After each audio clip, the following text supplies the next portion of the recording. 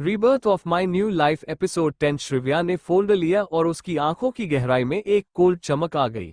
श्रद्धा, असल में 3 साल पहले मैंने पहले ही डिसाइड कर लिया था कि मैं तुम दोनों को कभी माफ नहीं करूंगी। जब धैर्य ने तुम्हारे साथ रहने के लिए मुझे धोखा दिया था। भले ही हमारे बीच दुश्मनी ना हो, लेकिन उसके अलावा हम सिर्फ अजनबी ही हो सकते हैं। मैंने तुम दोनों से दूर रहकर तुम्हारी इच्छा पूरी की, इसलिए मुझे उम्मीद है कि हम अब से अपने काम से काम रखेंगे।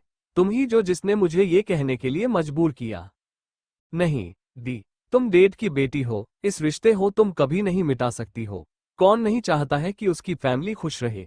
क्रिएटिव की प्रॉब्लम अभी तक सॉल्व नहीं हुए है। डेड चाहते थे कि तुम वापस आओ और हम सब बैठकर बात करें। मोम, कल तुम्हारी मोम से बात करने के लिए मुंबई यूनिवर्सिटी भी है थी। श्रद्धा पानी बात श्रिव्या को समझाने की कोशिश कर रही थी।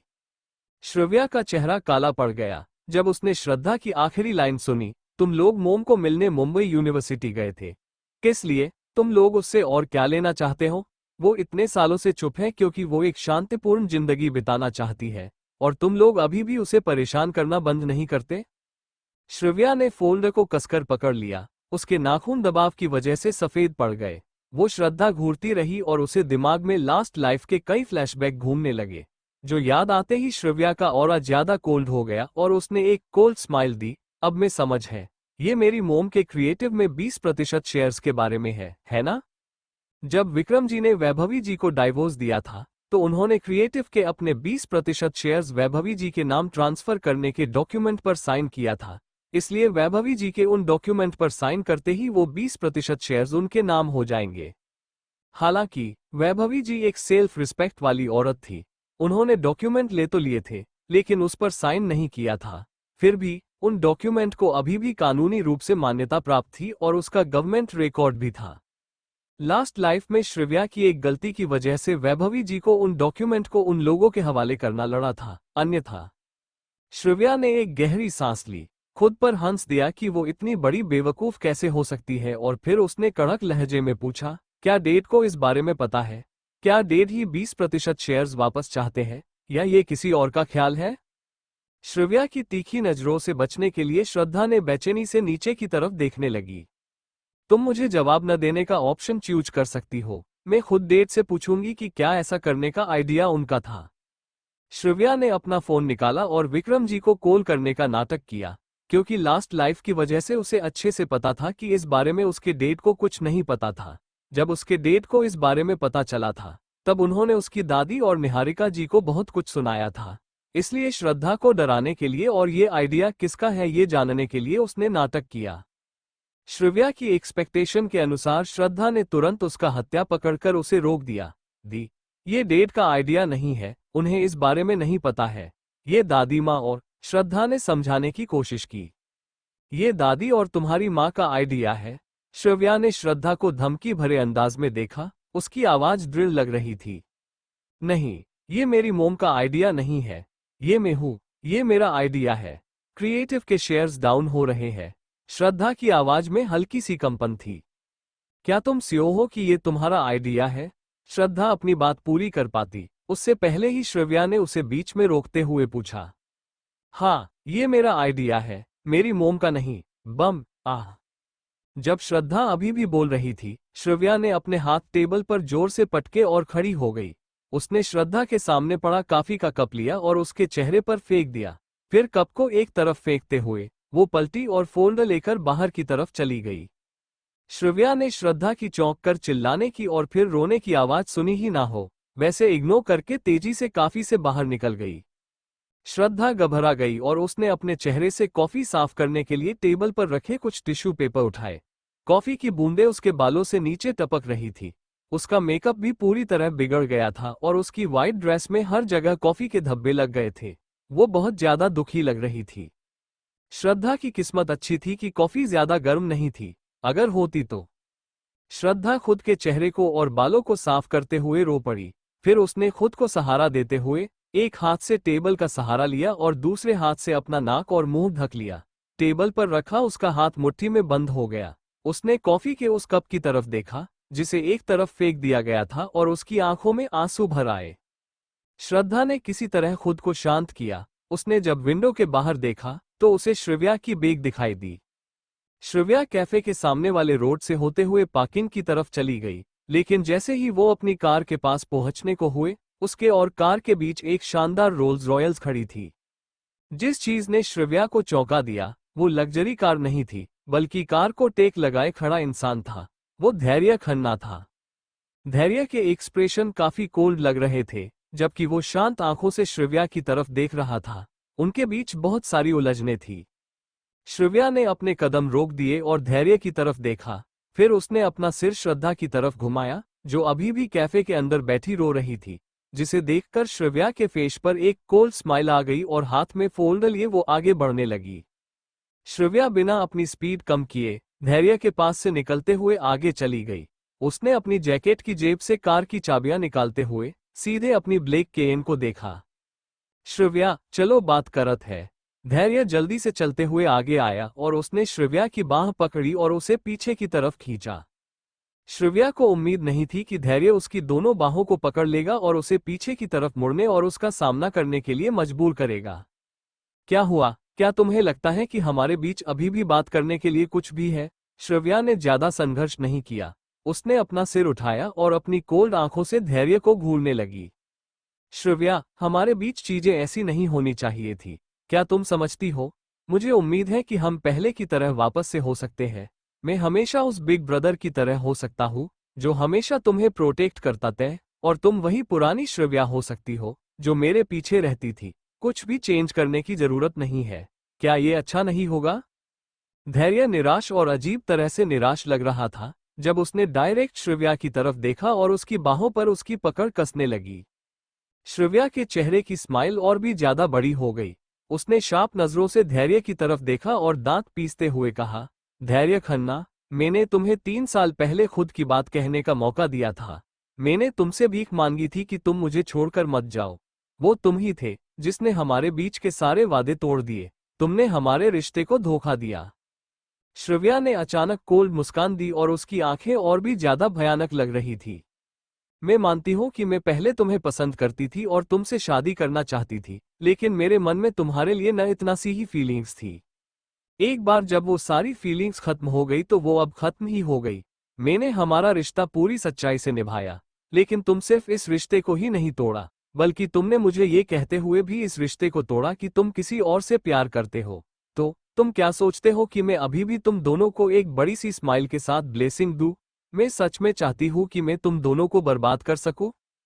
श्रव्या ने अपने बाएं कंधे से धैर्य के हाथ को झटक दिया। उसके अंदर जो नफरत धैर्य के लिए पिछली लाइफ की थी, वो आज लफ्जों में बयान हो गई थी।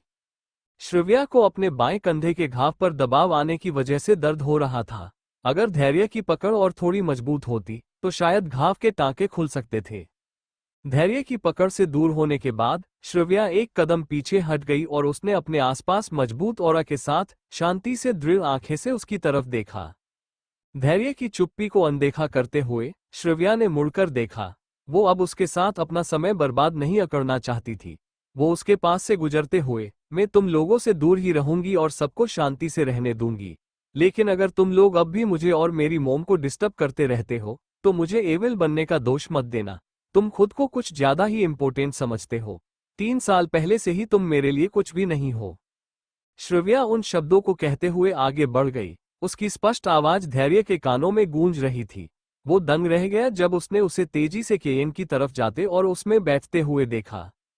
इससे पहले कि धैर्य कुछ रिएक्ट कर पाता, ब्लेक केएन किसी तूफान की तरह रास्ते पर चली गई। धैर्य ने भौहें सिकोड़कर उस तरफ देखा जहां अभी केएन खड़ी थी। उसका दिमाग पूरी तरह ब्लैंक रहा जब तक कि श्रद्धा उसके पीछे से आकर दुखी आवाज में उसका नाम पुकारा, धैर्य। धैर्य होश में आया जब उसने अपने पीछे से श्रद्धा की दुखी आवाज सुनी। उसने उसकी तरफ देखा और उसकी खराब हालत को देखा।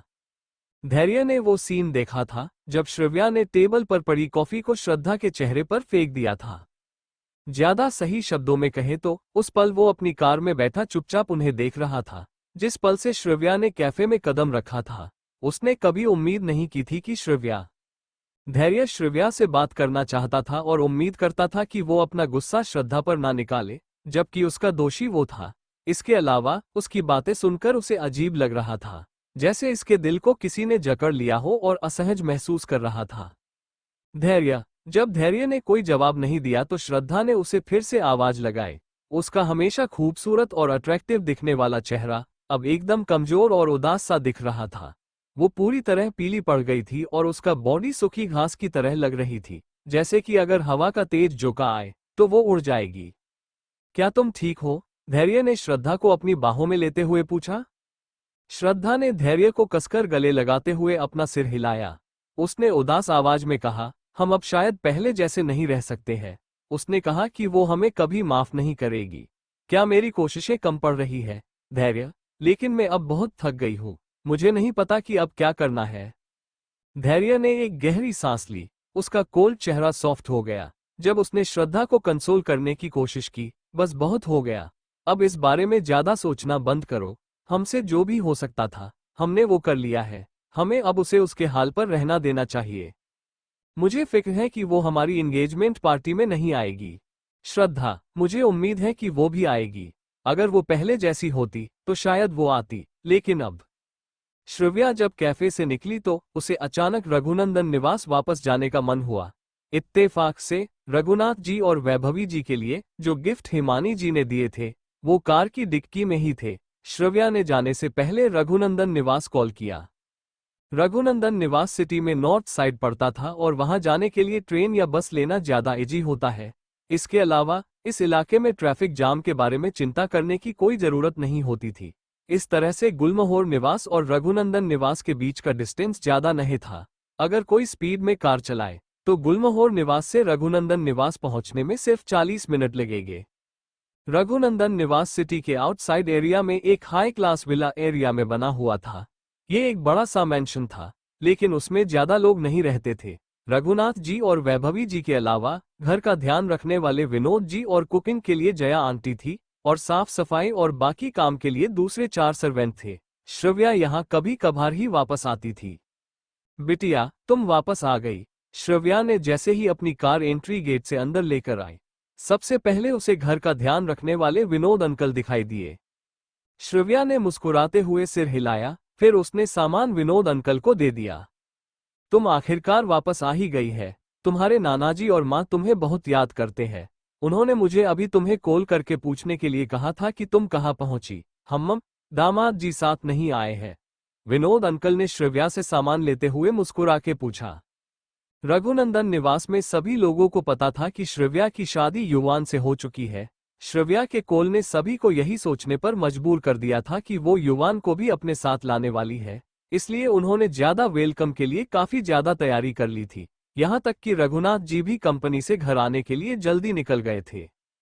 श्रव्या के चेहरे पर स्माइल आ गई। ममम, रास्ते में कुछ देरी हो गई थी। युवान अभी ऑफिस में होंगे। नानू और मोम कहाँ है? बड़े साहब अभी अभी वापस आए हैं और अब लिविंग रूम में बैठकर चाय पी रहे हैं और बड़ी मेम किचन में खाना बना रही है। वो तुम्हारे और दामाद जी के लिए अपने हाथों से खाना बनाना चाहती थी। उन्होंने ये भी कहा कि आपने आखिरी बार उनके हाथ का बनाया हुआ खाना बहुत टाइम पहले खाया था। श्रव्या ने जब उनकी बात सुनी तो वो एक पल के लिए दंग रह गई। उसकी आंखें नम हो गई, क्योंकि सच में उसे याद ही नहीं कि लास्ट लाइफ में उसने आखिरी बार अपनी मोम के हाथ का बना खाना कब खाया था। उसने किसी तरह खुद को नॉर्मल करते हुए सिर हिलाया। मैं समझ गई। आप पहले इस सामान को अंदर रखवा सकते हैं। श्रव्या ने एक बार आसमान की तरफ देखा, जो अभी हल्का लाल रंग में रंगा हुआ था। कुछ देर झिझकने के बाद उसने अपना फोन निकाला और जल्दी से युवान का नंबर ढूंढा ताकि उसे कॉल कर सके। युवान पीआर डिपार्टमेंट के मैनेजर को रेनबो स्काई ज्वेलरी सिटी के उद्घाटन समारोह की प्रिपरेशन के बारे में रिपोर्ट करते हुए सुन रहा था। तभी उसके फोन की रिंगटोन बजने लगी। युवान ने अपने वाइब्रेट होते फोन पर नजर डालते हुए भौहें सिकोड़ ली, लेकिन स्क्रीन पर वाईफी शब्द को देखकर उसके फेस के एक्सप्रेशन सॉफ्ट हो गए। उसने पीआर डिपार्टमेंट के मैनेजर को रुकने का इशारा किया और कॉल रिसीव कर ली। श्रव्या लगभग कॉल को कट करने ही वाली थी, क्योंकि उसे उम्मीद नहीं थी कि युवान कॉल रिसीव करेगा। तभी अचानक फोन में से युवान की गहरी आवाज सुनाई दी। वाईफी। श्रव्या एक पल के लिए स्तब्ध रह गई, लेकिन फिर वो जल्दी ही अपने होश में आ गई। अम्मा, ये मैं हूँ। मैं अभी रघुनंदन निवास आए हुए हूँ। मैं बस सोच रही थी कि अभी ऑफिस आवर्स खत्म होने को है। क्या तुम डिनर के लिए घर जाओगे या फिर रघुनंदन निवास आना चाहते हो? विनोद अंकल ने बताया कि आज मोम खाना बना रही है। वैसे उनके हाथ का बना खाना सच में बहुत टेस्टी होता है। श्रिव्या ने बात करते करते विला की तरफ चलने लगी। युवान एक पल के लिए चुप रहा, फिर उसने कहा, मुझे एड्रेस सेंड कर देना। मोम से कहना कि मेरे लिए भी खाना बनाए। श्रिव्या उसकी आखिरी लाइन से हंस पड़ी। ममम, ऑफिस से सीधा यही आ जाना, मैं तुम्हें थोड़ी देर में एड्रेस सेंड कर दूंगी। फिर श्रिव्या ने कॉल कट कर दिया और जल्दी से युवान को लाइव लोकेशन सेंड कर दी। युवान ने कुछ ही देर में ओके का जवाब दे दिया। फिर वो विला के अंदर चली गई। जब वो आलीशान लिविंग रूम में आए तो उसने चारों तरफ नजर की और देखा कि रघुनाथ जी कॉफी टेबल के पास वाली चेयर पर बैठे थे। मिस, जब जया आंटी ने श्रिव्या को देखा तो वो खुशी से मुस्कुरा दी। वो इस वक्त रघुनाथ जी को चाय देने जा रही थी। श्रिव्या ने अपना फोन वापस पॉकेट में रख दिया और जया आंटी की तरफ देखकर अपना सिर हिलाया, जो उसे देखकर मुस्कुरा रही थी। फिर वो रघुनाथ जी की तरफ चली गई। रघुनाथ जी कॉफी टेबल पर रखा हुआ शतरंज का सेट ध्यान से स्टडी कर रहे थे। वो इस सेट को देखकर काफी संतुष्ट थे और इसकी सराहना करते हुए टाइम टाइम पर अपना सिर हिला रहे थे। पीछे से श्रिव्या आराम से पहचान सकती थी कि शतरंज का ये सेट वही था जिसे युवान ने विराज को उस दिन रघुनाथ जी के लिए भेजने के लिए कहा था, और रघुनाथ जी वाकई में इस सेट से काफी खुश नजर आ रहे थे। रघुनाथ जी के चेहरे पर स्माइल देखकर श्रिव्या का दिल खुशी से भर गया। वो उनके पास गई और मुस्कुराते हुए उनके पास खड़े होते हुए, नानू, लगता है आपको इस शतरंज के सेट में बहुत दिलचस्पी है। श्रिव्या की आवाज ने रघुनाथ जी को अपने ख्यालों की दुनिया से बाहर ला दिया। जब उन्होंने पलटकर उसकी तरफ देखा तो श्रिव्या स्माइल के साथ उन्हें देख रही थी। तुम वापस आ गई हो। रघुनाथ जी ने श्रिव्या के पीछे देखा और युवान को वहां नहीं देखकर, क्या तुम अकेली आए हो? श्रिव्या उनके सामने की चेयर पर बैठ गई। मैं बस यहाँ ऐसे ही आ गई। युवान अभी भी ऑफिस में है, इसलिए वो बाद में आ जाएंगे। श्रिव्या ने जवाब देने के बाद धीरे से शतरंज बोर्ड पर रखा एक पीस उठाया। उसकी उंगलियों को हल्की सी गर्माहट का एहसास हुआ और उसकी आंखें चमक उठी जब उसने आश्चर्य से रघुनाथ जी की तरफ देखा। क्या ये गर्म जेड है? रघुनाथ जी ने श्रिव्या की तरफ देखा और जल्दी से शतरंज का मोहरा वापस ले लिया। बेशक, ये सेट फ्रांस में नीलाम हुआ था और मैं उस टाइम से ही इसमें काफी दिलचस्पी ले रहा गया, लेकिन कौन जानता था कि मेहरा परिवार का वो बदमाश मुझसे भी ज्यादा बोली लगाएगा। वैसे भी अब ये मेरा है। श्रिव्या को तब याद आया कि युवान ने उसे पहले बताया था कि वो पहले एक बिजनेस के सिलसिले में नानाजी से जुड़ा हुआ था। क्या ये उनके बीच के एपिसोड में से एक था? रघुनाथ जी के इस मीठे गुस्से को देखकर श्रिव्या हंस पड़ी। नानू, आपको उस टाइम उसे और भी ज्यादा परेशान करना चाहिए था। हो सकता है कि वो आपको खुश करने के लिए और भी ज्यादा खजाना भेज दे। रघुनाथ जी ने श्रिव्या की बात सुनने के बाद मुंह बनाते हुए उसकी तरफ देखा और झुंझलाहट से कहा, मुझे आश्चर्य है कि उस टाइम मेरे द्वारा उसे परेशान करने से कौन उसे डिफेंस कर रहा था। इसके अलावा मेरी नातिन से ज्यादा कीमती कौन सा खजाना हो सकता है? मेहरा परिवार को बेहतर दिल मिली है, खासकर उस बदमाश को। जब श्रिव्या ने ये शब्द सुने तो उसके खूबसूरत चेहरे पर मुस्कान आ गई। वो कुछ देर के लिए रघुनाथ जी की तरफ देखती रही, फिर वो धीरे से उठी। मैं किचन में जाकर मोम को देखती हूँ। श्रिव्या जब किचन के गेट पर पहुंची तो उसे खाने की खुशबू हवाओं के महसूस होने लगी। उसने किचन के अंदर देखा तो वैभवी जी की उसकी तरफ पीठ किए खड़ी थी। भले ही वैभवी जी 50 साल की हो गई थी, लेकिन उन्होंने खुद को काफी अच्छी तरह से मेंटेन किया हुआ था और वो अभी भी काफी खूबसूरत दिखाई देती थी। वो हमेशा अपनी उम्र से कम दिखाई देती। जब वैभवी जी और श्रिव्या साथ में खड़े रहते तो वो दोनों माँ बेटी से ज्यादा बहनों की तरह दिखती थी। तुम वापस आ गई। जब वैभवी जी पीछे की तरफ पलटी तो श्रिव्या को ठीक अपने पीछे खड़ा देखा। उन्होंने उसे ध्यान से देखा और उनकी आंखों में सॉफ्टनेस आ गई। ममम, श्रिव्या ने धीरे से जवाब दिया। फिर वो अपने हाथ वॉश करने के लिए वॉश बेसिन की तरफ चली गई। पिछले कुछ दिनों से कॉलेज में छुट्टियां चल रही है और तुम्हारे नाना जी भी आजकल थोड़े फ्री है, तो अगर तुम फ्री हो तो तुम्हें अपने नाना जी और मुझसे मिलने और हमारे साथ टाइम बिताने के लिए ज्यादा बार घर आना चाहिए। उन्हें तुम्हारी याद आती है। वैभवी जी ये कहते हुए कढ़ाई में सब्जियां चेक करने लगी। हम समझ गई, श्रिव्या ने आदत अनुसार जवाब दिया। जब वैभवी जी एन ये सुना तो उन्होंने अचानक अपनी भौहें सिकोई। उन्होंने श्रिव्या की तरफ देखा जो उनके बाजू में खड़ी चुपचाप हैंड वॉश कर रही थी। उन्होंने असहाय होकर अंदर से एक आह भरी। उनको बेटी भी उनके जैसी ही थी, उतनी ही ज्यादा जिद्दी, अकेले लड़ने और हार मानने को तैयार नहीं। श्रव्या ने हैंड वॉश करते हुए कुछ सोचा और अचानक से बोली, परसों वो मुझे मिलने के आए थे। कौन? वैभवी जी ने अपनी नजरें वापस कढ़ाई की तरफ फिराई और पूछा। वो अभी आलू तल रही थी। श्रव्या सीधी खड़ी हुई और धीरे से वैभवी जी की तरफ पलटी। उसने चुपचाप कुछ देर के लिए वैभवी जी की पीठ की तरफ देखा और फिर शांति से बोली, डेड। जब वैभवी जी ने श्रव्या की आवाज सुनी तो कुछ पल के लिए उनकी बॉडी अकड़ गई। उनकी हाथ जो कढ़ाई में आलू तल रहे थे वो रुक गई। उन्होंने कहा कि शुक्रवार को श्रद्धा और धैर्य की एंगेजमेंट की पार्टी है, इसलिए वो चाहते हैं कि मैं भी उसमें शामिल हूं, और उन्होंने ये भी कहा कि दादाजी की तबीयत खराब हो रही है। तुम जो भी डिसीजन लोगी कि तुम्हें उसके लिए रोकूंगी नहीं। थोड़ी देर बाद वैभवी जी अचानक पलटी और श्रव्या की आंखों में देखकर कहा, श्रवू, तुम्हारे डेड और मेरे बीच जो कुछ भी हुआ वो सिर्फ इसलिए हुआ क्योंकि हम दोनों अपनी शादी को अच्छे से नहीं संभाल पाए। लेकिन ये हर किसी पर लागू नहीं होता। चाहे कुछ भी हो जाए, अपनी खुशी के लिए लड़ने का हक मत छोड़ना। तुम एक समझदार बच्ची हो, तुम्हें पता होना चाहिए कि मेरे कहने का क्या मतलब है। श्रव्या कुछ देर के लिए चुप रही, फिर उसने अपना सिर हिलाया। मैं समझ गई। वैभवी जी ने धीरे से आह भरी और एक पल के लिए चुप हो गई। फिर उन्होंने कहा, मुझे लगता है कि युवान एक बहुत ही केयरिंग इंसान है। जहां तक धैर्य की बात है तो उसे भूल जाऊं, चाहे तुम्हारी साथ में कितनी भी यादें क्यों ना हो। जब हम नया रिश्ता जोड़ते हैं तो हमें उसके लिए लॉयल रहना चाहिए। हम चाहे कितने ही मजबूत क्यों ना हो, हमें लाइफ में एक साथ देने वाले पार्टनर की जरूरत होती है। अगर कोई इंसान अच्छा है जो आपकी केयर और प्यार देने के लिए तैयार हो, तो तुम उसे खुले दिल से एक्सेप्ट क्यों नहीं कर सकते? जैसे ही श्रव्या ने ये सुना, उसे अचानक अपने दिल में दर्द का एहसास हुआ।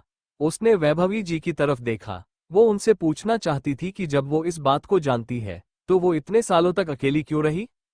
जब वो शब्द बाहर निकलने ही वाले थे तो श्रव्या ने उन्हें अंदर ही दबा दिया। अब जब हालात ऐसे थे तो वो पुराने जख्मों को फिर से नहीं खोलना चाहती थी। श्रव्या ने चुपचाप वैभवी जी की तरफ देखा। कुछ देर के लिए हिचकिचाते हुए उसने इस टॉपिक को आगे नहीं बढ़ाया। इसके बजाय उसे वो रीजन याद आया जिसके लिए वो यहाँ आई थी। मोम, जब आपने डेट को डाइवोर्स दिया था तो उन्होंने अपने क्रिएटिव के शेयर्स का 20% आपको दे दिया था। वो डॉक्यूमेंट्स, क्या वो अभी भी आपके पास है? श्रव्या ने जैसे ही अपनी बात खत्म की, वैभवी जी चौंक गई। वो अचानक मुड़ी और आश्चर्य से श्रव्या की तरफ देखने लगी। तुम अचानक इस बारे में क्यों पूछ रही हो? वो लगभग इस बारे में सब कुछ भूल ही गई थी। क्या वो अभी भी आपके पास है? श्रव्या ने फिर से धीरे से पूछा। उसकी नजरों में एक चमक थी जिससे उसके विचारों के बारे में अनुमान लगाना थोड़ा मुश्किल था। वैभवी जी ने काफी देर तक उसकी तरफ देखा, फिर उन्होंने अपना सिर हिलाया। वो अभी भी मेरे पास है। मोम, मुझे वो 20% शेयर्स चाहिए। क्या आप इसे मुझे दे सकती है? श्रव्या की चमकती आंखों में कुछ अलग ही चमक थी। वो चुपचाप वैभवी जी की तरफ देख रही थी। वैभवी जी ने कुछ पल के लिए सोचा। उनके आंखों में हल्की सी उदासी थी। उन्होंने फिर श्रव्या की तरफ देखा और अचानक उन्हें कुछ समझ आया। क्या वो लोग तुम्हें भी इस बारे में मिलने आए थे? मॉम, आपको इस बारे में पता है? श्रव्या ने पूछा। वैभवी जी ने गहरी सांस की और वापस कढ़ाई की तरफ देखा। उनकी आवाज काफी शांत थी। आगे वो लोग तुमसे इस बारे में मिलने नहीं आए होते तो तुम अचानक मुझसे इस बारे में नहीं पूछती। पहले डिनर रेडी कर लेते हैं। रात के डिनर के बाद मेरे स्टडी रूम में आना, वैभवी जी ने स्पष्ट रूप से कहा। फिर उन दोनों के बीच की बातचीत ऐसे ही खत्म हो गई। श्रव्या ने वैभवी जी की डिनर बनाने में हेल्प की और वो दोनों करीब 1 घंटे तक किचन में बिजी रहे।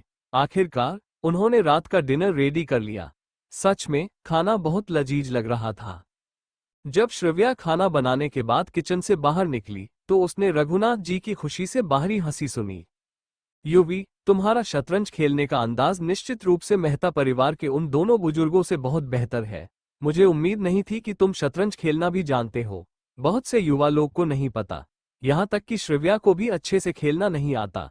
मैंने उसे काफी बार सिखाया है, लेकिन हर बात वो बीच में ही अपनी चाल वापस ले लेती है।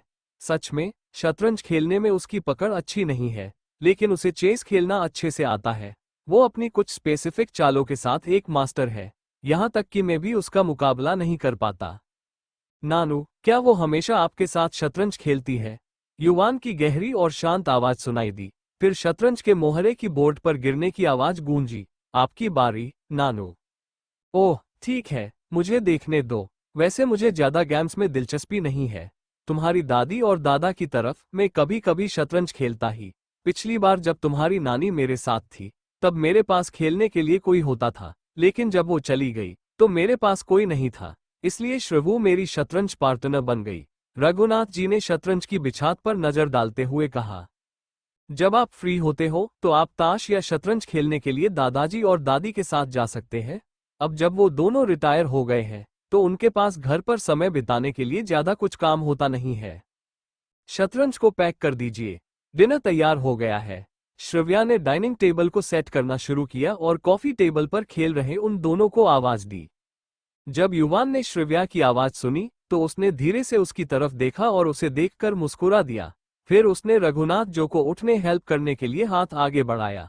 नानू चलिए पहले डिनर कर लेते हैं। ठीक है, हम डिनर के बाद फिर से शुरू करेंगे, इसलिए इसे पैक करने की कोई जरूरत नहीं है, कोई जरूरत नहीं है। रघुनाथ जी ने जया आंटी से डाइनिंग टेबल की तरफ जाने से पहले कहा, क्योंकि वो सब कुछ पैक करने आई थी। थोड़ी देर बाद पूरा परिवार एक साथ डाइनिंग टेबल पर बैठ गया। रघुनाथ जी मुस्कुराते हुए युवान से बातें करते हुए खाना खाते देखकर श्रव्या खुद को युवान के पास झुककर ये कहने से रोक नहीं पाई और उसके कान के धीमी आवाज में बोली, नानू सच में आपको बहुत पसंद करते हैं, तुम लोगों को खुश करने में वाकई में बहुत अच्छे हो। श्रव्या की स्पष्ट आवाज जब युवान के कानों में पड़ी तो उसने आश्चर्य से अपनी भौहें ऊपर उठाते हुए उसकी तरफ देखा। उसके हाथ में खाने की स्पून थी। क्या इससे मेरी वाइफ को खतरा महसूस होता है? उसकी शांत आवाज धीरे से सुनाई दी और ये एक टीजिंग के साथ आई। श्रव्या ने युवान को देखा, उसकी एक्सप्रेशन लेस चेहरे पर एक चमक दिख रही थी। फिर उसने अपना खाना खाना जारी रखा, जबकि उसके सामने रघुनाथ जी पहले से ही युवान की प्लेट में कुछ सर्व करना जारी रखा था। डिनर के बाद श्रव्या ने क्लीनिंग में जया आंटी की थोड़ी मदद की और फिर वैभवी जी की स्टडी रूम में चली गई, जबकि युवान रघुनाथ जी के साथ वापस शतरंज खेल रहा था। टक टक दरवाजा नॉक करने की आवाज सुनाई दी। स्टडी रूम के अंदर से तुरंत वैभवी जी की स्पष्ट आवाज सुनाई दी, अंदर आ जाओ। श्रव्या दरवाजा खोलकर अंदर चली गई। अंदर आने के बाद उसने सामने देखा तो वैभवी जी इस टाइम बड़े से स्टडी रूम के डेस्क टेबल के पीछे बैठी थी। वो उस टाइम नीचे देख रही थी और बहुत स्पीड में कुछ लिख रही थी। ऐसा लग रहा था कि वो असाइनमेंट को लिख रही थी। मॉम, श्रव्या ने दरवाजे से अंदर आते हुए धीरे से वैभवी जी को आवाज दी। वैभवी ने बिना किसी जल्दबाजी के अपना सिर ऊपर उठाया और श्रव्या की तरफ देखा, जो दरवाजे से अंदर आ रही थी। उन्होंने एक पल उसे देखा, फिर अपने हाथ में रही पेन को एक तरफ रख दिया और उसे चेयर पर बैठने का इशारा करने के लिए सिर हिलाया। फिर वो शेल्फ की तरफ मुड़ी और उसमें से एक फाइल निकाली, उसमें से कुछ डॉक्यूमेंट बाहर निकाले। श्रव्या वैभवी जी के पास आकर खड़ी हुए, फिर उसने अपनी मोम की नजरों का पीछा किया और उनके हाथ में रखे डॉक्यूमेंट को देखा। ये वही डॉक्यूमेंट थे जो विक्रम जी ने उस टाइम वैभवी जी को दिए थे। अगर तुमने इसके बारे में पूछा नहीं होता तो मैं इसके बारे में भूल ही गई थी। वैभवी जी ने लापरवाही से अपने हाथ में रहे डॉक्यूमेंट्स को पलटा, फिर श्रव्या की तरफ देखा। उनकी नजरें शांत लग रही थी। सच में ये तुम्हारे पास होने चाहिए थे। आखिरकार मैं बिजनेस में अच्छी नहीं हूं, मुझे उम्मीद है कि इसके बाद कोई भी तुम्हारा फायदा नहीं उठा पाएगा। फिर वैभवी जी ने पेन उठाया और जल्दी से डॉक्यूमेंट पर अपनी साइन कर दी। उन्होंने उसे वापस फोल्डर में रख दिया और फोल्डर श्रव्या को दे दिया। श्रव्या ने धीरे से वो फोल्डर ले लिया और चुपचाप उसे देखती रही। उसे नहीं पता था कि उसे अभी क्या कहना है। आखिरकार एक टॉपिक पर बात करने से पहले उसने इस बारे में सोचा, क्या कॉलेज में सीडी वाली की छुट्टियां चालू हो गई है? मम, हाल ही में बहुत ज्यादा क्लास नहीं चल रही है। मैं सिर्फ 2 क्लास ले रही हूँ, इसलिए लास्ट ईयर की तुलना में ये बहुत आसान है। बैठो, मैं तुम्हारे लिए चाय बनाती हूँ। वैभवी जी ने अपने डेस्क पर रखे डॉक्यूमेंट के ढेर को सही से अरेंज किया और उन्हें अपने पीछे सेल्फ पर रख दिया। फिर वो उठी और सोफे की ओर चल पड़ी। श्रव्या काफी देर तक चुप रही और फिर वैभवी जी के पीछे चली गई। वैभवी ने पहले ही बहुत जल्दी से चाय बना ली थी। उसने एक कप उठाया और चाय का एक घूंट पिया। ताज़ा चाय पत्ती? मम्म, मैं ज्यादा चाय नहीं रखती, मुझे चाय पसंद नहीं है, वैभवी जी ने साफ साफ जवाब दिया। कुछ देर चुप रहने के बाद उसने आगे कहा, क्या तुम हमेशा के लिए सनसाइन वर्ल्ड में ही काम करनी प्लानिंग कर रही हो? तुम्हारी नानाजी की बॉडी अब पहले जैसी नहीं है। कुछ महीने पहले उन्होंने मुझसे कहा था कि वो तुम्हें आगे की स्टडी के लिए फॉरेन भेजना चाहते हैं। तुम्हें पता होना चाहिए कि उनका क्या मतलब है। श्रव्या रुकी और अपनी आंखें नीची करके अपने हाथों में रहे चाय के कप को घूरने लगी। अचानक उसे समझ नहीं आया कि वो क्या कहे। तुम्हारे डैड और मेरी वजह से हमने तुम्हारा बचपन बर्बाद कर दिया। इतने सालों में हमने तुम्हारी तरफ उतना ध्यान भी नहीं दिया जितना देना चाहिए।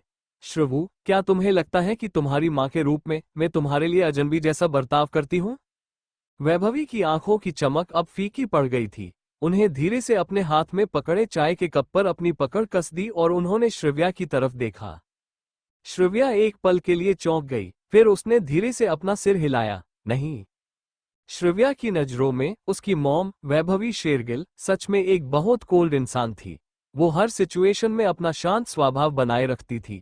भले ही उसके डैड ने उन्हें धोखा दिया हो, लेकिन उन्होंने अपनी उदासी और निराशा सिर्फ अपने तक ही सीमित रखी। थोड़े दिनों तक निराश होने के बाद उन्होंने खुद को फिर से संभाल लिया। श्रव्या कहना चाहती थी कि उसकी मॉम सच में हमेशा उसके लिए एक बहुत अच्छी रोल मॉडल रही है। काश वो भी अपनी लास्ट लाइफ में ही अपनी मॉम की तरह मूव ऑन कर लेती, तो वो इस तरह की सुकून भरी लाइफ पिछली जिंदगी में जीती। जब वैभवी जी ने श्रव्या को ये कहते सुना, तो वो अचानक से खुलकर हंस लड़ी। उनके खूबसूरत चेहरे पर वो दुर्लभ मुस्कान उनकी उम्र के बावजूद उन्हें आकर्षक बना रही थी। जब मैं तुम्हें देखती हूँ तो मैं हमेशा अपनी यंग सेल्फ के बारे में सोचती हूँ। पलक झपकते ही अब मेरी उम्र हो गई है। यादें जितनी भी खूबसूरत थी, वो उस एक पल का मुकाबला नहीं कर सकती। वो वक्त के साथ बीत जाती है, एक पल में सब कुछ बदल जाता है। श्रव्या वैभवी जी की बातों में उदासी स्पष्ट रूप से महसूस कर सकती थी, इसलिए उसने उन्हें धीरे से पुकारा, मोम। वैभवी जी ने शांति से एक गहरी सांस ली और अपनी भौहें के बीच की जगह को मालिश करने के लिए हाथ उठाया और धीरे से कहा, ठीक है, अब बहुत देर हो चुकी है। मुझे फिक्र है कि तुम लोगों को भी इतनी रात तक बाहर रहने की आदत नहीं है, इसलिए जल्दी वापस जाना बेहतर होगा। क्या युवान को कल भी ऑफिस नहीं जाना है? वैभवी जी हमेशा बहुत सारी बातें सिर्फ अपने तक ही सीमित रखती थी और किसी से भी इस टॉपिक पर बात करने के लिए तैयार नहीं होती थी। चाहे वो उनकी अपनी बेटी श्रव्या हो क्यों ना हो, वो कभी भी उसके सामने किसी की शिकायत नहीं करती थी। जब श्रव्या ने देखा कि वैभवी जी थोड़ी उदास लग रही थी, तो वो उन्हें सांत्वना देना चाहती थी, लेकिन उसे समझ ही नहीं आया वो क्या कहे। इसलिए उसने चुप रहना बेहतर समझा और बाहर की तरफ चली गई। श्रव्या और युवान गुलमोहर निवास वापस जाने के लिए निकल गए। युवान ने रघुनाथ जी के साथ थोड़ी ड्रिंक की थी, इसलिए जैसे ही वो कार में पैसेंजर सीट पर बैठा, उसने तुरंत सीट पीछे की तरफ करके आराम से आंख बंद करके बैठ गया। कार में बहुत शांति थी। सच में वो लोग स्पष्ट रूप से इस घुटन भरी शांति को महसूस कर सकते थे। जब युवान थोड़ा नॉर्मल फील करने लगा, तो उसने अपनी आंखें खोल दी और अपने बाजू में कार ड्राइव कर रही श्रव्या की तरफ देखा। जब उसने उसके शांत एक्सप्रेशन और आगे के रास्ते पर कॉन्सेंट्रेट करते देखा, उसके चारों तरफ एक कोल्ड ऑरा था। तो उसने एक पल के लिए सोचा, फिर धीरे से पूछा, क्या हुआ? क्या तुम कुछ टाइम पहले तक ठीक नहीं थी? क्या तुम्हारी मॉम ने तुम्हें डांटा है? विवान की अचानक आए आवाज सुनकर श्रव्या एक पल के लिए चौंक गई। उसने अपने बाजू में युवान की तरफ देखा और अपना सिर हिलाया। नहीं, मैं नहीं जानती कि मैं जो कर रही हूँ वो सही है या गलत। उन्होंने मुझसे पूछा भी नहीं कि मैं क्या करना चाहती हूँ। मुझे लगा कि वो मुझे इसे नहीं देगी। युवान ने जब श्रव्या की बात सुनी तो वो एक पल के लिए हैरान रह गया। श्रव्या ने सिर्फ एक आह भरी, फिर हाथ से स्टीयरिंग व्हील को स्थिर रखते हुए उसने अपने पास रखी 2 फाइलें युवान की तरफ पास कर दी। खुद ही देख लो। युवान ने उन फोल्डर्स को के लिया और उसने पहला फोल्डर ओपन किया।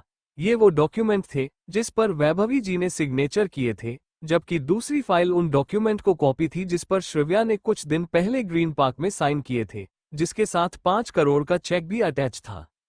युवान की आंखों में अचानक एक कोल्ड लाइट चमक उठी।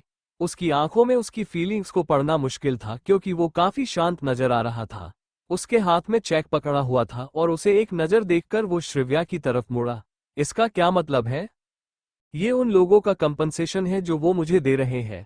श्रद्धा ने आज दोपहर में मुझे कॉल करके मुझसे बाहर मिलने आने के लिए कहा था, श्रव्या ने साफ साफ जवाब दिया। तो तुम उसे मिलने चली गई? युवान ने अपनी भौहें सिकोई और उसकी तरफ देखने लगी। उसे समझ नहीं आया कि वो क्या कहे, फिर भी उसने पूछा, तुम्हें पता है कि वो लोग तुम्हारे साथ क्या कर सकते हैं? फिर भी तुम मिलने चली गई? श्रव्या, क्या मुझे तुम्हारी बहादुरी की तारीफ करनी चाहिए? मुझे उनसे मिलने जाने की हिम्मत क्यों नहीं होनी चाहिए? जो लोग गलत है वो लोग हैं, मैं नहीं हूँ। क्या वे मुझे मेरी मोम की तरह समझते हैं? मैं चाहे उनसे कितना भी कंपनसेशन ले लूँ, वो मेरा हक है। अगर मैं नहीं लूंगी तो मैं इडियट ही होगी। श्रव्या को अचानक अपने दिल पर बोझ महसूस हो रहा था। उसने कार को साइड में लगाया और ब्रेक दबा दिया। उसने युवान की तरफ गुस्से में देखा, जो फीलिंग्स उसे लंबे टाइम से दबा कर रखी थी, आखिरकार बाहर निकलने का वेट कर रही थी। श्रव्या की आवाज काफी ऊंची थी, जो स्पष्ट रूप से दर्द और गुस्से से भरी हुई थी। जैसे ही वो युवान के कान में पड़ी, उसने अपनी भौहें सिकोड़ ली। उसने डॉक्यूमेंट साइड में रख दिए और फिर शांति से उसकी तरफ देखा। उसे आश्चर्य हुआ, वो श्रव्या के गुस्से से नाराज नहीं था, जो बिना किसी रीजन के फुट पड़ा था। श्रव्या के तनावग्रस्त चेहरे को देखकर युवान बिना कुछ कहे बस उसकी तरफ देखता रहा। उसके एक्सप्रेशन बहुत शांत थे। दोनों ने कुछ देर तक एक दूसरे को देखा। श्रव्या की आंखों में उसके दर्द वजह से भारीपन था, जिसे छिपाया नहीं जा सकता था, जबकि युवान की आंखें शांत थी। श्रव्या बहुत देर तक युवान को घूरती रही, फिर आखिरकार गुस्से में उसने अपना सिर दूसरी तरफ घुमा लिया और उसकी तरफ वापस नहीं देखा। जब युवान ने ये देखा तो उसकी भौहें सिकोड़ ली। दरअसल, जैसा कि कहावत है, जब औरतें गुस्सा होती हैं तो उसके गुस्से में बहुत रहस्य होते हैं। युवान ने कुछ देर बाद असहाय होकर अपना माथा पकड़ लिया और धीरे से कहा, ठीक है, क्या मैंने तुम्हारे बारे में कुछ कहा? मुझे बस ये फिक्र थी कि उनसे मिलने जाने से वो लोग तुम्हारा फायदा उठा सकते हैं। देखो, हर बार जब तुम उनसे मिलती हो तो जिसका नुकसान होता है वो तुम ही हो। इस बार मैं नहीं हारी, मैं बस थोड़ी सी नाराज थी कि वो लोग हमेशा मोम के 20% शेयर्स लेने की प्लानिंग करते रहते हैं। मुझे लगता है उन सबको अब एक कदम पीछे जाना चाहिए, तभी हम एक शांतिपूर्ण जिंदगी बिता पाएंगे। और इसमें क्या प्रॉब्लम है? तो युवान ने अपनी भौहें उठाई और उसकी तरफ देखा, तो मैंने उसके चेहरे पर कॉफी फेंकी। मुझे इसे सच में बहुत मजा आया। मैंने उसे कुछ बुरी बातें भी सुनाई। श्रव्या ने एक गहरी सांस ली, फिर उसने अपनी नजर साइड में रखी फाइल पर नजर घुमाए। उसे वहां रखे डॉक्यूमेंट उठाने के लिए हाथ आगे बढ़ाए जिस पर वैभवी जी ने साइन करके उसे दिया था। सनसाइन क्रिएटिव को अपने अंडर लेना चाहती है ना? इसके साथ क्या ये बहुत आसान नहीं होगा? मैंने पहले ही कारण भी सोच लिया है। ये मैं ही हूँ जिसने ये सभी शेयर सनसाइन को बेच दिए हैं। फिर सनसाइन एक शेयर होल्डर की पहचान के साथ क्रिएटिव में इंटर कर सकती है। कंपनी की कैपेसिटी के हिसाब से अगर एक बार वो क्रिएटिव में इंटर होगी तो फिर पीछे से कुछ शेयर होल्डर से शेयर्स को खरीदना आपके लिए बिल्कुल भी मुश्किल नहीं होना चाहिए। जब श्रव्या ने वापस अपनी नजरें युवान की तरफ की तो उसकी नजरें क्रिस्टल क्लियर थी। युवान ने तुरंत उससे नजरें हटाकर वापस से डॉक्यूमेंट चेक करने लगा, जो श्रव्या ने उसे वापस दिए थे। डॉक्यूमेंट एक बार और अच्छे से देखने के बाद उसने ऊपर देखा और अपनी नजरें उसके खूबसूरत, नाजुक चेहरे पर टिका दी और कुछ देर तक चुप रहा। जब श्रव्या ने देखा कि युवान कुछ भी नहीं बोल रहा है, तो उसने धीरे से एक आह भरी और शांति से समझाया, मैं बस उनसे डरकर नहीं रहना चाहती हूँ। अपने कदम पीछे हटाने से मुझे वो नहीं मिल सकता है जो मैं चाहती हूँ। शायद मेरे उनसे डील करने का तरीका बदलने से और कुछ ऐसी चीजें अपने हक में करने से जो उन्हें पसंद है, मैं उन्हें रोक सकती हूँ। श्रव्या इसे ज्यादा युवान को नहीं समझा सकती थी। जब से उसका रिबॉर्न हुआ है, वो खुद के बारे में सोचती रहती है। शायद शुरू से ही उसने लास्ट लाइफ में जो रास्ता चुना था वो गलत था। लोग हमेशा सलाह देते हैं कि समझौता कर लेने से प्रॉब्लम का सॉल्यूशन आसानी से मिल जाता है, लेकिन जब ये बात उन पर लागू होती है तो उन्हें एहसास होता है समझौता करने के लिए क्या किया कुर्बान करना पड़ता है। क्या तुम क्रिएटिव को टेकओवर करना चाहती हो? युवान ने श्रव्या की खूबसूरत आंखों में देखा और शांत एक्सप्रेशन के साथ पूछा। युवान का डायरेक्ट सवाल सुनकर वो एक पल के चौंक गई। फिर उसने कुछ देर तक कुछ सोचा और फिर निश्चय से भरी नजरों से युवान की तरफ देखकर अपना सिर हिलाया। मुझे ये नहीं चाहिए, लेकिन अगर इसे लेकर मैं अपनी लाइफ को बेहतर कर सकती हूँ तो मुझे इसे हासिल करने में कोई प्रॉब्लम नहीं है। ये सुनकर युवान ने अपना सिर हिलाया और मुस्कुरा कर कहा, ऐसा लगता है कि तुम्हारा आईक्यू इतना भी लो नहीं है। क्योंकि ऐसा है तो चलो इसे न्यूली वेडिंग के गिफ्ट के तौर पर मानते हैं। तुम क्या सोचती हो उस बारे में? जब श्रव्या ने ये सुना तो उसने थोड़े नासमझी के साथ अपनी भौहें ऊपर करते हुए युवान की तरफ देखा। युवान का हैंडसम फेस जो पहले से ही एक्सप्रेशन लेस था, उसने अपनी गहरी काली आंखों को थोड़ा खतरनाक ढंग से छोटा करके और दांत पीसते हुए कोल्ड आवाज में कहा, क्या वो लोग युवान मेहरा की वाइफ को सिर्फ 5 करोड़ देकर धमकाना चाहते हैं? वो लोग सच में तुम्हें कम आंकते हैं और तुम्हारे हस्बैंड के तौर पर मुझे उनके चेहरे पर अपना पंच मारना होगा और उनसे फाइट करनी पड़ेगी। श्रिव्या सच ने इस मोमेंट पर युवान के साथ देने से काफी खुश थी और उसकी बात सुनकर वो खुद को हंसने से रोक नहीं पाए। उसने उसे एक एंटरटेनर की नजरों से देखते हुए, मिस्टर मेहरा, आपके थॉट्स काफी ज्यादा खतरनाक है। युवान हल्के से मुस्कुराया, फिर उसने पीछे की तरफ झुककर डॉक्यूमेंट बैक सीट पर रख दिए। उसके बाद उसने हल्के से श्रिव्या के कंधों को पकड़कर अपनी तरफ खींचते हुए उसे हक कर लिया। तुम क्या बकवास सोच रही हो? मैं एक अच्छा इंसान हूं जो अमीरों से लूटता है और गरीबों के बांट देता है। क्या तुम्हारे फेस पर लिखा है कि तुम एक अच्छे इंसान हो? तुम एक अच्छे इंसान हो। मैं तुम्हें देखकर हमेशा यही सोचती हूँ कि तुमसे बड़ा प्रॉफिटर कोई नहीं होगा। एक पुराने शतरंज के सेट और उन बकवास शतरंज के टैलेंट के साथ तुम पहले से ही नानू को खुश कर सकते हो। श्रिव्या ने नाराजगी से उसे घूरा और फिर उससे दूर होते हुए कार स्टार्ट कर दी। युवान ने इस बात पर ऑब्जेक्शन उठाया। उसकी परफेक्ट आईब्रो ऊपर उठी और उसने धीरे से कहा, मुझे अपने फेस पर कहीं भी प्रॉफिटर वर्ड नहीं दिख रहा है। तुम्हारे दिमाग में ये कैसे आया कि मैं एक प्रॉफिटर हूं? तुम प्रॉफिटर की तरह दिखते हो क्योंकि मैंने ऐसा कहा है। तुम अब इस बात पर भी मुझसे लड़ना चाहते हो। तुम बिल्कुल भी जेंटलमैन नहीं हो।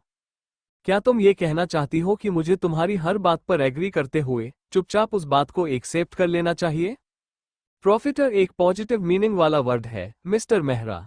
भले ही ये पॉजिटिव मीनिंग के साथ आता हो, लेकिन इसका जेंटलमैन होने से क्या लेना देना है?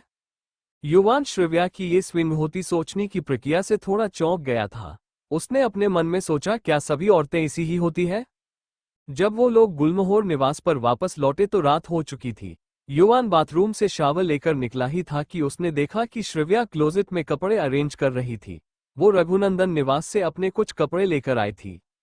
युवान को अचानक कुछ याद आया, इसलिए उसने श्रिव्या को याद दिलाते हुए कहा, कल मैं सुरेखा आंटी से कहूंगा कि वो तुम्हारे साथ रेनबो स्काई सिटी जाए और तुम्हारी हेल्प करे कुछ ऐसे कपड़े पसंद करने में जो तुम्हें पसंद आए। परसों कंपनी की एनिवर्सरी का सेलिब्रेशन है। श्रिव्या जो कपड़ों को सेट कर रही थी, उसके हाथ रुक गए और उसने युवान की तरफ देखा। उसने फिर से क्लोजेट की तरफ देखा जो कपड़ों की रो से भरी हुई थी और आखिर में उसकी नज़र उस काले प्रोफेशनल सूट पर पड़ी जो वो हमेशा पहनती थी। ये कोई बड़ा फंक्शन नहीं है। क्या मैं दिल्ली की तरह कपड़े नहीं पहन सकती? कंपनी ने पास्ट में जो भी एनिवर्सरी फंक्शन ऑर्गेनाइज किए थे, वो सभी पब्लिक रिलेशन डिपार्टमेंट द्वारा ऑर्गेनाइज किए जाते थे। क्योंकि वो आमतौर पर सभी के सामने आना पसंद नहीं करती थी, इसलिए वो ज्यादातर इन फंक्शन की परवाह नहीं करती थी। सच में, मैं अभी कोई भी गाउन पहनने की कंडीशन में बिल्कुल भी नहीं हूँ। जब श्रिव्या ने सोचा कि उसका शोल्डर अभी तक पूरी तरह से ठीक नहीं हुआ है, तो वो केवल मुस्कुराकर रह गई। युवान की आंखें एक पल के लिए गहरी हो गई। वो उसे कुछ देर तक घुटता रहा, फिर उसके पास चलकर आया। जब ये घाव ठीक हो जाएगा तो हम हॉस्पिटल जाएंगे और चेक करेंगे कि इसका स्कार मिट सकता है या नहीं। ये ठीक है, इतना निशान ज्यादा बड़ा नहीं माना जाता है, इसलिए कुछ टाइम बाद ये अपने आप ही ठीक हो जाएगा। श्रिव्या ने शांति से जवाब दिया। फिर उसने अपनी चीजें ठीक करना वापस शुरू कर दिया। फिर भी युवान का शुरू में एक्सप्रेशन लेस फेस अब काला पड़ गया था। युवान ने जब श्रिव्या को वापस बिजी होते देखा तो वो अंदर से उसके लिए सहानुभूति की हल्की सी फीलिंग को रोक नहीं पाया। बुधवार से ही सनशाइन वर्ल्ड कॉर्पोरेशन की दिवाली की छुट्टियां शुरू होने वाली थी और अभी पूरी कंपनी गुरुवार को होने वाले एनिवर्सरी फंक्शन का इंतजार कर रही थी। पब्लिक रिलेशन डिपार्टमेंट फंक्शन के ऑर्गेनाइजेशन में बिजी था। सनशाइन वर्ल्ड के एनिवर्सरी का डिनर रेनबो स्काई होटल के 7th फ्लोर पर रेनबो स्काई हॉल में ऑर्गेनाइज किया गया था। रेनबो स्काई होटल के इस बड़े से हॉल का यूज खास तौर पर भव्य डिनर पार्टी ऑर्गेनाइज करने के लिए ही किया जाता था। गुरुवार की सुबह युवान के घर से निकलने के बाद श्रिव्या भी कंपनी में आ गई थी। एनिवर्सरी का फंक्शन शाम को 7 बजे ही शुरू होने वाला था। युवान सुबह सुबह पुणे सिटी जाने के लिए निकल गया था। श्रिव्या ने सुना था कि वो वहां पर एक नए मूवी सिटी के डेवलपमेंट पर पार्टनर कंपनी के साथ डिस्कशन करने के लिए गया था। शायद ये नव्या से मिलने के टाइम जैसे ही था और वो शायद दोपहर में ही वापस आ पाएगा। आज दोपहर में पूरी तरह से धूप खिली हुई थी। सूरज की चमकती सुनहरी किरणें पूरे नीले आसमान में बिखर रही थी। हल्की रोशनी में सनशाइन वर्ल्ड कॉर्पोरेशन और भी ज्यादा शानदार नजर आ रहा था। सिंपल और एलिगेंट ऑफिस के अंदर प्लानिंग डायरेक्टर श्रव्या सिन्हा अपनी डेस्क टेबल के पीछे बैठी थी और कॉमर्स डिपार्टमेंट द्वारा भेजे गए डॉक्यूमेंट को पढ़ रही थी। उस समय अचानक किसी ने दरवाजे पर नॉक किया। श्रव्या ने हल्की सी भौहें सिकोई, फिर भी उसने बिना ऊपर देखे ही जवाब दे दिया, अंदर आ जाओ। दरवाजे से श्रव्या की असिस्टेंट मेधा चलकर अंदर आई और उसे ग्रीट करते हुए कहने लगी, direct Sinha, public relation department के मैनेजर ने अभी अभी कॉल करके बताया है कि रेनबो स्काई होटल में सभी प्रिपरेशन लगभग खत्म हो चुकी है। उन्होंने पूछा है कि क्या आप वहां जाकर देखना चाहोगी? ममम, उनसे कहना कि मैं कुछ देर में वहां पहुंच जाऊंगी। श्रव्या ने अपने हाथ में रखे डॉक्यूमेंट को बंद किया और अपनी डेस्क पर रखे कुछ डॉक्यूमेंट को फोल्डर में रख दिया। फिर उसने खड़े होकर चेयर पर रखा अपना कोट पहन लिया और ऑफिस से बाहर निकल गई। उसके पीछे मेघा भी उसका ब्रीफकेस लेते हुए तेजी से उसके पीछे चली गई। फिर वो दोनों दरवाजे से बाहर निकल गए। कंपनी के लंबे कॉरिडोर से गुजरते हुए वो लोग लिफ्ट का वेट कर रहे थे। मेघा ने अचानक श्रव्या से कहा, डायरेक्टर सिन्हा, मैंने सुना है कि डायरेक्टर वर्मा भी रेनबो स्काई होटल पहुंच गई है। इस साल उनका कंपनी में परफॉर्मेंस काफी अच्छा रहा है। मुझे लगता है कि वो इस बार भी पिछले साल की तरह लक्की होगी और उन्हें फिर से रेसिंग कार गिफ्ट में मिलेगी। जिस डायरेक्ट वर्मा के बारे में मेघा बात कर रही थी वो प्रिया वर्मा थी, जो कि कंपनी में श्रव्या की कॉम्पिटिटर थी। ये सच्चाई थी कि आज तक श्रव्या की उम्र का कोई भी इंसान इस पोजीशन तक नहीं पहुंच पाया था। कई लोगों को इस बात पर यकीन नहीं था और प्रिया वर्मा उन शक करने वाले लोगों में से एक थी। पिछले चेयरमैन ने प्रिया के कुछ प्रोजेक्ट लेकर उसका इंचार्ज श्रव्या को बनाया था, तो स्वाभाविक रूप से श्रव्या के उनके प्रोजेक्ट ले लेने की वजह से वो उसे नापसंद करती थी। क्या कंपनी ने उन्हें पब्लिक रिलेशन डिपार्टमेंट के साथ एनिवर्सरी की प्रिपरेशन करने के लिए कहा था? श्रव्या ने बिना किसी एक्सप्रेशन के लिफ्ट में दिख रहे फ्लो के नंबर को देखते हुए उसने अपना एक हाथ कोट की जेब में डालते हुए पूछा। मेघा ने सिर हिलाया और ध्यान से श्रव्या की तरफ देखा, जिसके चेहरे पर कोई भी एक्सप्रेशन नहीं दिख रहे थे। उसने धीरे से उसे बताया, डायरेक्टर, पहले जब पब्लिक रिलेशन डिपार्टमेंट के मैनेजर ने आपको आने के लिए कहा था तब ऐसा लग रहा था कि उनके और डायरेक्टर वर्मा के बीच किसी बात को लेकर असहमति हुए है, इसलिए वो शायद चाहते हैं कि आप वहां जाएं और अपना ओपिनियन दें। पास्ट में पब्लिक रिलेशन डिपार्टमेंट आपके ओपिनियन को काफी इंपॉर्टेंट देता आया है। इस साल आगे नए चेयरमैन ने कंपनी नहीं संभाली होती तो पब्लिक रिलेशन डिपार्टमेंट के डायरेक्टर ने डायरेक्टर वर्मा के साथ काम करने के लिए रेडी नहीं होते। क्या इसका मतलब ये है कि पब्लिक रिलेशन डिपार्टमेंट इस एनिवर्सरी फंक्शन के साथ साथ चेयरमैन मेहरा के लिए वेलकम पार्टी भी ऑर्गेनाइज करने की प्लानिंग बना रहा है? श्रव्या ने अपने भौहें ऊपर उठाते हुए थोड़ा सरप्राइज होकर पूछा।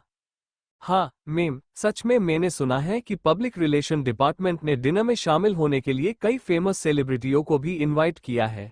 वे सभी सेलिब्रिटी वही है जिन्होंने सनशाइन वर्ल्ड के साथ कॉन्ट्रैक्ट साइन किया है, जैसे कि वो बहुत ही फेमस नई सेलिब्रिटी श्रद्धा सिन्हा। उनकी सरनेम भी आपके जैसी ही है। डायरेक्टर, ऐसा लगता है कि पब्लिक रिलेशन डिपार्टमेंट ने उसे भी इनवाइट किया है।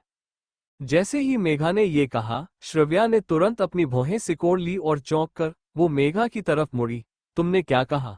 श्रद्धा सिन्हा, क्या उसने सनशाइन के साथ कोई कोलैबोरेशन किया है? मेघा ने मुस्कुराते हुए अपना सिर हिलाया, उसकी आंखें प्रशंसा से भरी हुई थीं। हाँ, कंपनी ने उसे रेनबो स्काई ज्वेलरी सिटी की एम्बेसडर बनाने के लिए एग्री हो गई है।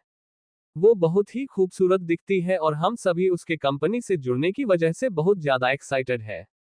जब पब्लिक रिलेशन डिपार्टमेंट ने उसे कांटेक्ट किया था तो हमें पता था कि वो निश्चित रूप से एग्री हो जाएगी। सनशाइन वर्ल्ड की स्ट्रेंथ को देखते हुए बहुत सारे सेलिब्रिटी हमारे साथ कोलैबोरेशन करना चाहते हैं। ठीक है डायरेक्टर, मैंने सुना है कि श्रद्धा सिन्हा अब कंट्री में अपना नाम बनाना चाहती है। जब श्रव्या के कानों में लगातार मेघा के मुंह श्रद्धा के बारे में बड़बड़ाते हुए सुनाई दे रही थी, ठीक वैसे ही जैसे उसने श्रद्धा और धैर्य के एंगेजमेंट के बारे में सुना था, श्रव्या की चमकती आंखों में अब कोल्डनेस की चमक थी। जब श्रव्या ने देखा कि लिफ्ट का गेट ओपन हो गया है तो वो बिना किसी एक्सप्रेशन के लिफ्ट के अंदर चली गई। मेघा, जो हमेशा से ही बॉडी लैंग्वेज को समझने में माहिर थी, उसे स्पष्ट रूप से महसूस हो रहा था कि श्रव्या खुश नहीं लग रही थी, इसलिए उसने बात को आगे न बढ़ाते हुए वही खत्म कर दिया। जब केएन रेनबो स्काई होटल में एंटर हुए तो शाम के 6 बज गए थे। वो होटल के एंट्री गेट पर पहुंची ही थी कि उसने देखा कि पूरे होटल को फूलों और लाइटिंग से सजाया गया था। पूरा होटल आज के दिन बंद रखा गया था क्योंकि आज रात सिर्फ सनशाइन वर्ल्ड के रिजर्व रखा गया था। एंट्री गेट के सामने कई वॉचमैन और बॉडीगार्ड्स का बंदोबस्त किया गया था। सभी के पास कंपनी का आइडेंटिटी कार्ड या गेस्ट इनविटेशन कार्ड होना जरूरी था। सभी रिपोर्टर को गेट पर से ही वापस भेज दिया गया था और सिक्योरिटी काफी कड़ी थी। रेनबो स्काई होटल के 7वें फ्लोर पर स्थित रेनबो स्काई हॉल को इस समय काफी भव्य तरीके से सजाया गया था। हजारों लोगों के बैठने की क्षमता वाले हॉल के अंदर सैकड़ों टेबलों पर फलों और बेहतरीन मिठाइयों का बंदोबस्त किया गया था। यहाँ तक कि सभी तरह की ड्रिंक की व्यवस्था भी की हुई थी। हॉल के सामने बीचों बीच एक बहुत बड़ा स्टेज था। जाहिर था कि ये परफॉर्मेंस के लिए बनाया गया था। हॉल में सभी तरफ वेटर और सनशाइन वर्ल्ड के एम्प्लॉयों को काम के बिजी देखा जा सकता था। लाइवली और आरामदायक माहौल में सॉफ्ट म्यूजिक ने पूरी जगह को रौनक दे रखी थी। इस म्यूजिक को सुनकर किसी का भी मूड अच्छा हो जाएगा। डायरेक्टर सिन्हा, आप आखिरकार यहां आ ही गई। मैनेजर आपका बैकस्टेज पर वेट कर रहे हैं। वो बहुत चिंतित है। श्रव्या ने जैसे ही हॉल में कदम रखा ही था कि पब्लिक रिलेशन डिपार्टमेंट के मैनेजर के असिस्टेंट उसके पास आ गया। वो काफी चिंतित लग रहा था। क्या हुआ है? श्रव्या की भौहें हल्की सी ओर चढ़ गई थी। उसने वेटर के द्वारा लाया गया पानी का एक कप ले लिया और उसे शांत होने का इशारा करते हुए दे दिया। Thank you director Sinha. Director Sinha, बेहतर होगा कि आप वहां खुद जाकर देख ले। वो अभी स्टेज के पीछे लाउंज में गई ही थी कि अचानक इसे शोर सुनाई दिया। जैसे ही वो वहां पहुंची, उसने देखा पब्लिक रिलेशन डिपार्टमेंट के मैनेजर प्रोजेक्ट डिपार्टमेंट की डायरेक्टर प्रिया वर्मा से किसी बात पर बहस कर रहे थे। वो दोनों बहुत ही उत्तेजित दिखाई दे रहे थे। क्या जो रहा है? श्रव्या की शांत आवाज सुनाई दी, जिससे उनकी बहस रुक गई। वो दोनों एक साथ बोलते हुए रुक गए और गेट की तरफ देखने लगे। डायरेक्टर सिन्हा, ये बहुत अच्छा है कि आप यहाँ आ गई।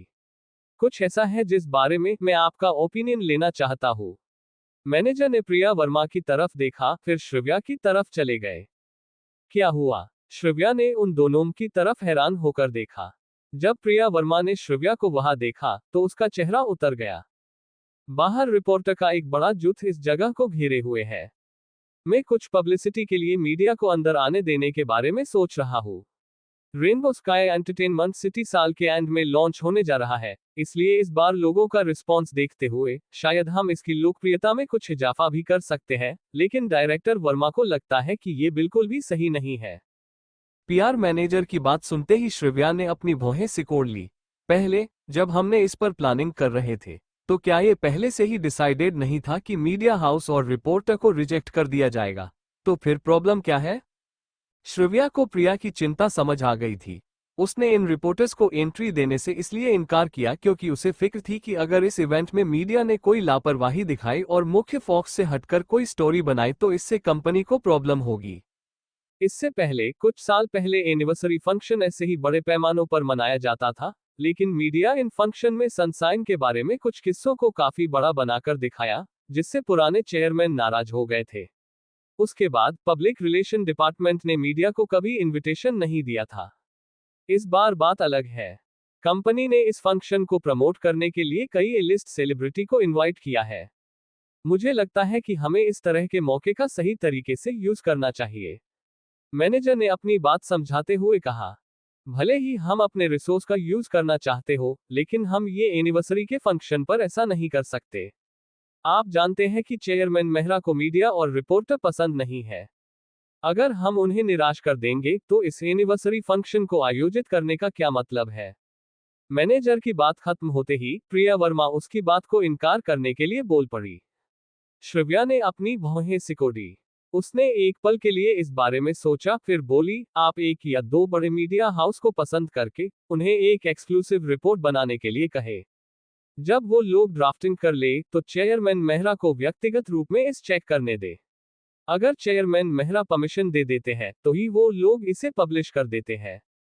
पब्लिक रिलेशन डिपार्टमेंट के मैनेजर की आंखें ये सुनते ही तुरंत चमक उठी।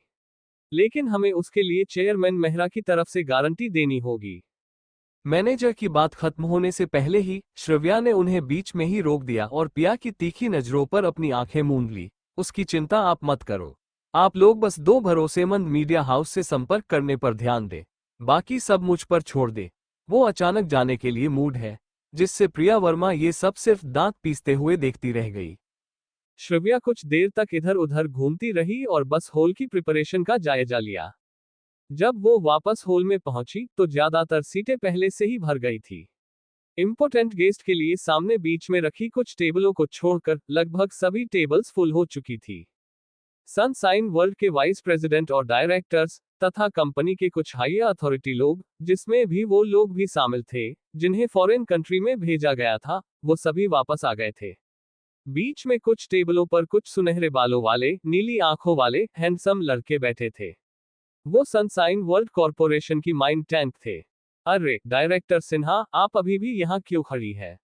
वाइस प्रेसिडेंट वर्मा और वाइस प्रेसिडेंट सेन आपको हर जगह ढूंढ रहे हैं।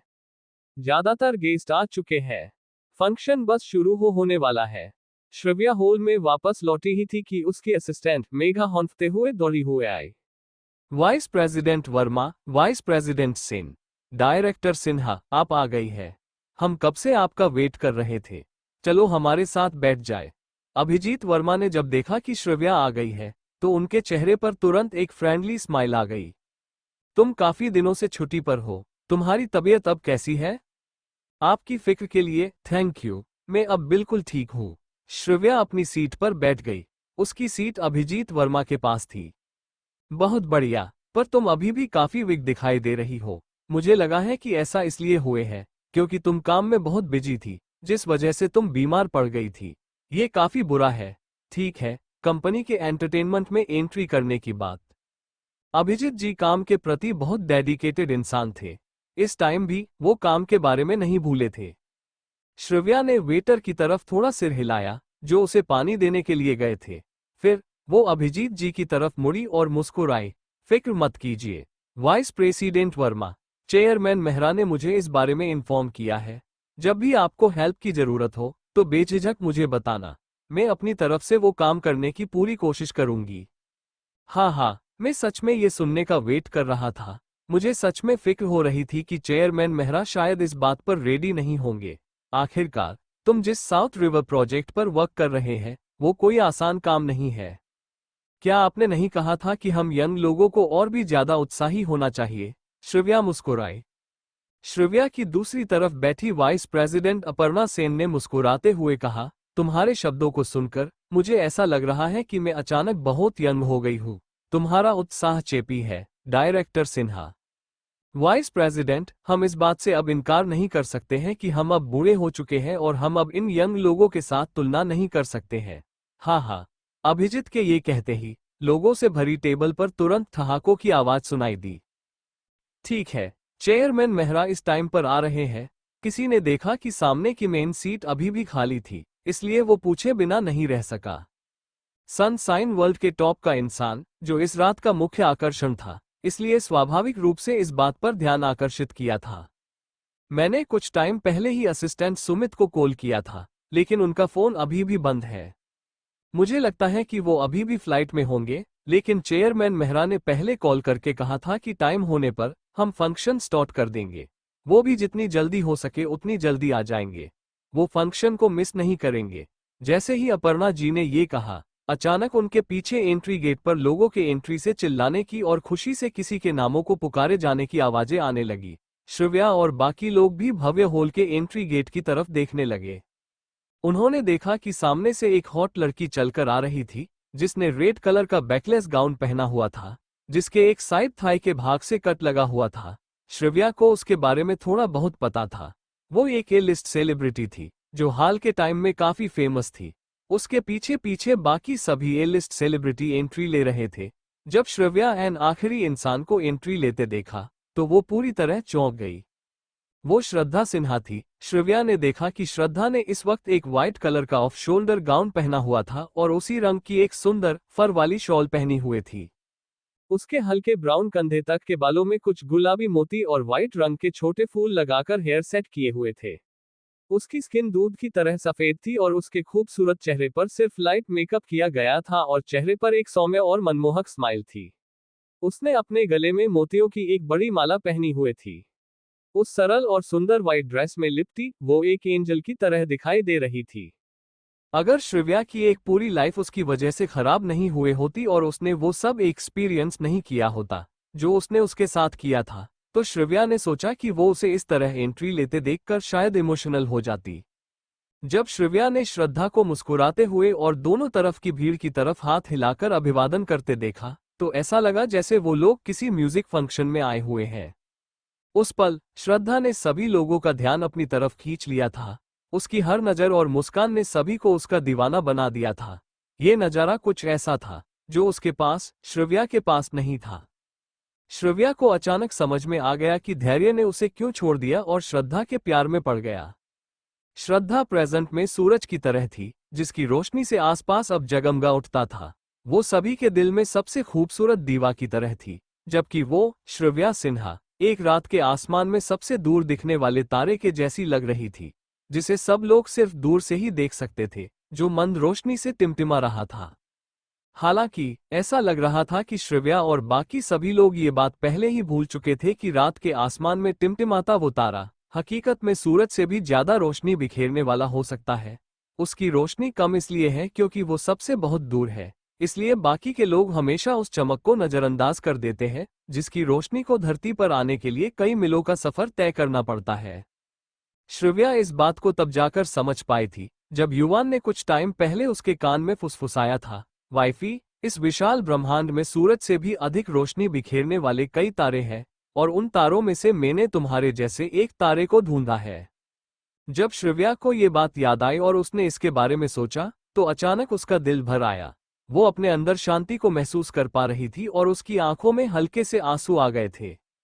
श्रिव्या ने हल्की सी सांस ली। कुछ पल बाद उसने खुद को नॉर्मल कर दिया और उसका चेहरा वापस एक्सप्रेशन लेस हो गया। वो अपनी शांत आंखों से श्रद्धा और बाकी फेमस सेलिब्रिटी को चुपचाप देखती रही, जो मुस्कुराते हुए और सबका अभिवादन झेलते हुए रेड कारपेट पर चल रहे थे।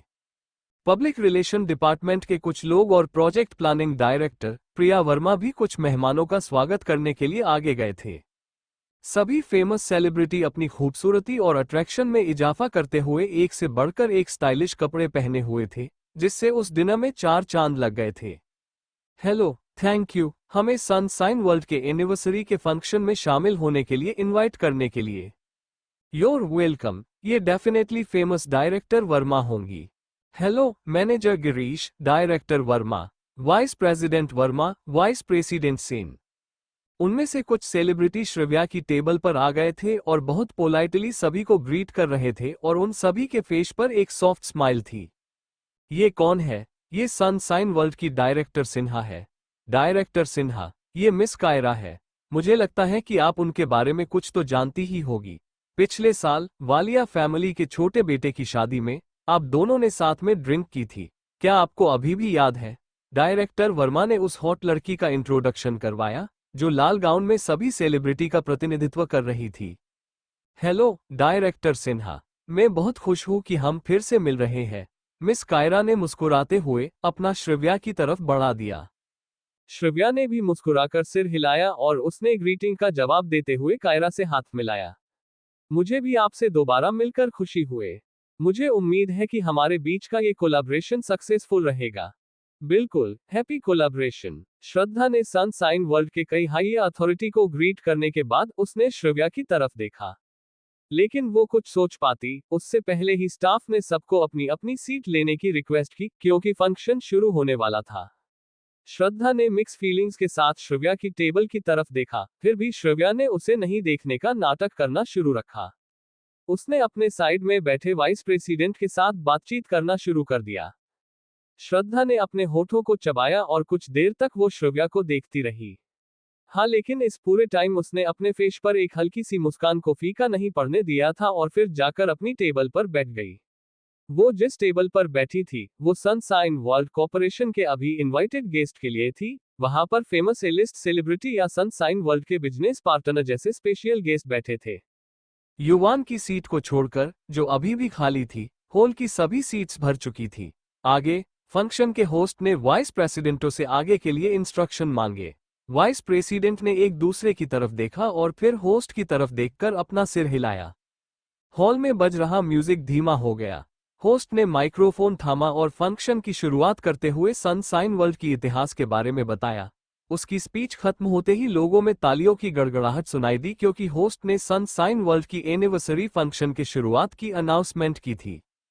सबसे पहले एक बेहतरीन वायोलिन का सोलो परफॉर्मेंस हुआ। पूरे फंक्शन का माहौल तुरंत जीवंत हो गया जब सभी के कान में मधुर वायोलिन की धुन सुनाई दी, जिसने आपका मन मोह लिया। यहाँ तक कि अभी कुछ टाइम पहले श्रिव्या का मूड थोड़ा उदास हो गया था, वो भी गायब हो गया। श्रिव्या ने टेबल पर रखा पानी का ग्लास लिया और वो पानी पीने ही वाली थी कि अचानक उसे अपनी जेब में रखे फोन की मैसेज टोन सुनाई दी। उसने जल्दी से फोन को बाहर निकाला और चेक किया तो ये युवान का एक व्हाट्सएप पर टेक्स्ट मैसेज आया हुआ था। उसकी फ्लाइट लैंड हो चुकी है और वो जल्दी ही वेन्यू पर पहुंच जाएगा। श्रिव्या ने हम्म लिखकर जवाब दिया और फोन को वापस रख दिया। वायोलिन के सोलो परफॉर्मेंस के बाद कंपनी के वाइस प्रेसिडेंट अभिजीत वर्मा ने अपनी स्पीच दी। उनकी स्पीच में ज्यादातर सनशाइन वर्ल्ड की पूरे साल की मैंने उपलब्धियों के बारे में बताया और अगले साल के लिए अपनी एक्सपेक्टेशन बताई। इसके अलावा उन्होंने स्पेशली सनशाइन वर्ल्ड कॉरपोरेशन की हायर अथॉरिटी का संक्षिप्त में इंट्रोडक्शन दिया। डायरेक्टर सिन्हा का इस साल का परफॉर्मेंस बहुत ही शानदार रहा है। कुछ दिन पहले एनुअल मीटिंग में प्रेसिडेंट मेहरा ने व्यक्तिगत रूप से तुम्हारी तारीफ भी की थी। डायरेक्टर सिन्हा, क्या तुम भी ये देखने के लिए उत्सुक हो कि प्रेसिडेंट मेहरा तुम्हें फंक्शन के एंड में कौन सा गिफ्ट देंगे?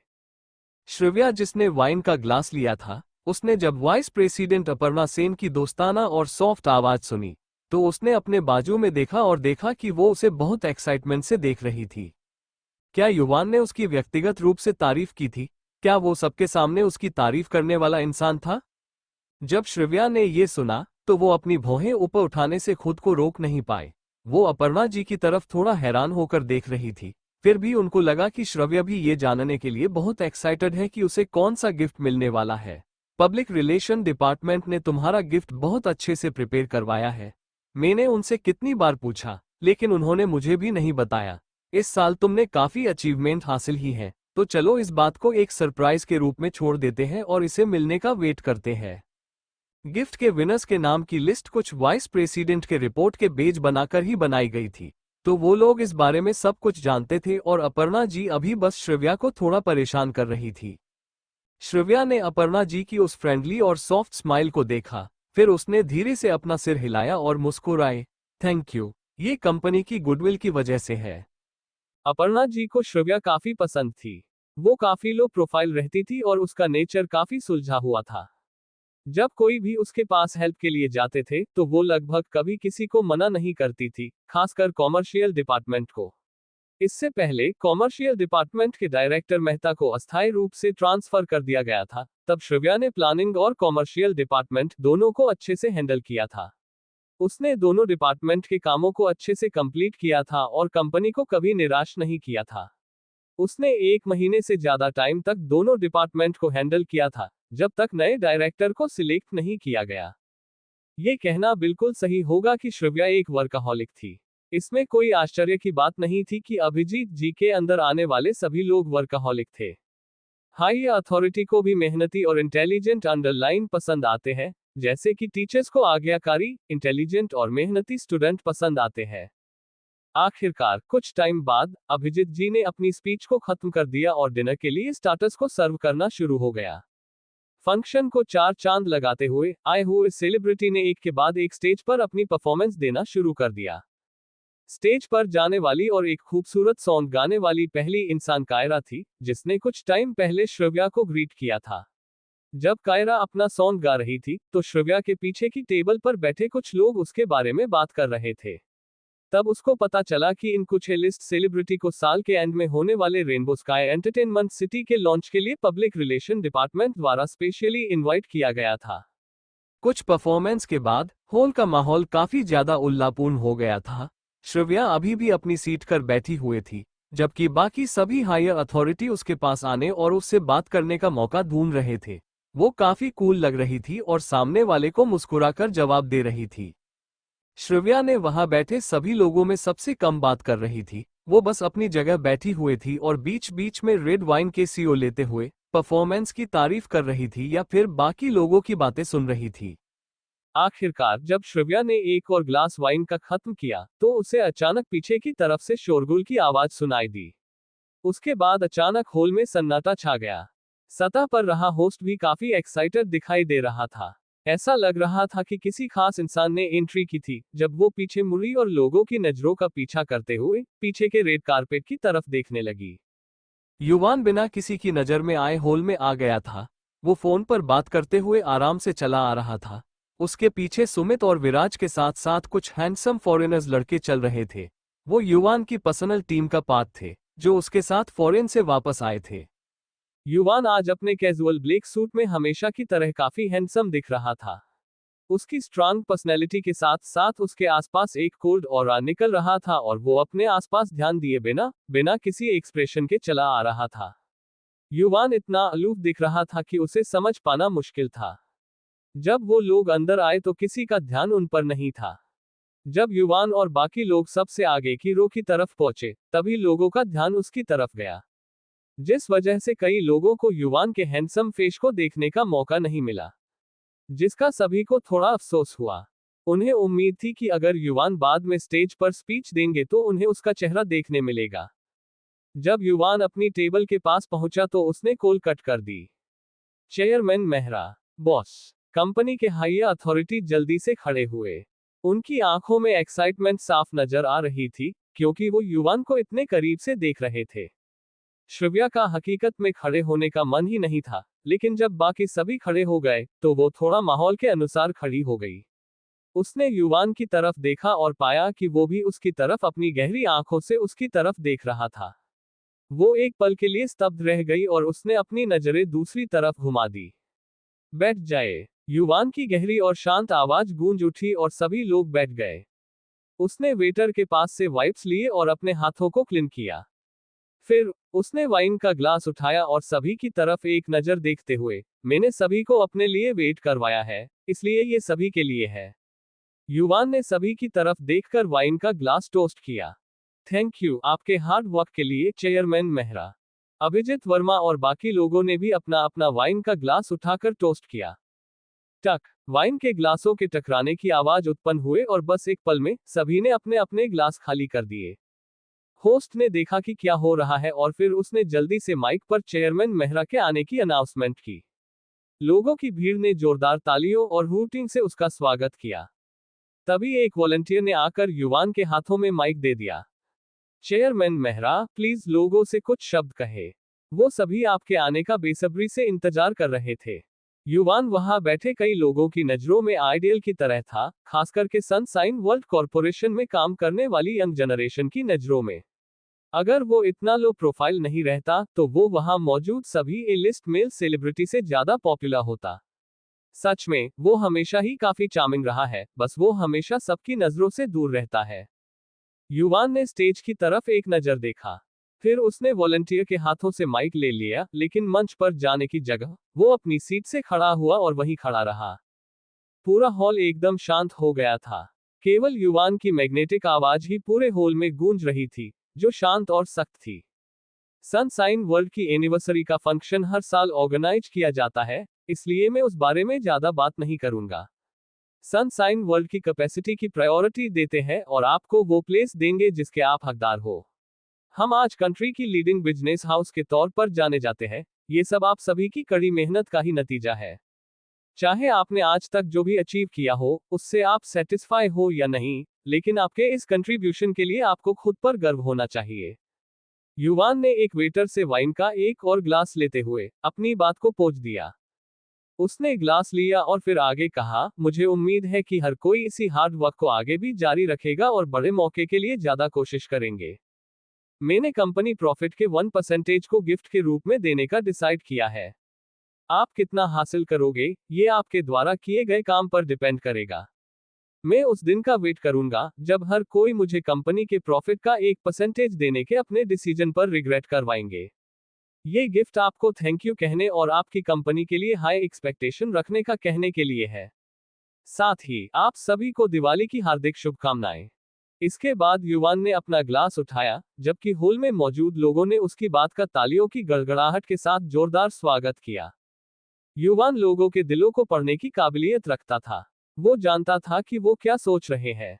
बस कुछ नॉर्मल शब्दों ने डिनर के माहौल को दूसरे लेवल पर ला दिया था। हर कोई जोश में आ गया था और विश्वास कर रहा था कि वो केवल युवान को फॉलो करके अपने सपनों को पूरा कर सकते हैं, भले ही वो कितनी भी ज्यादा ऊंचाई को छूने का हो।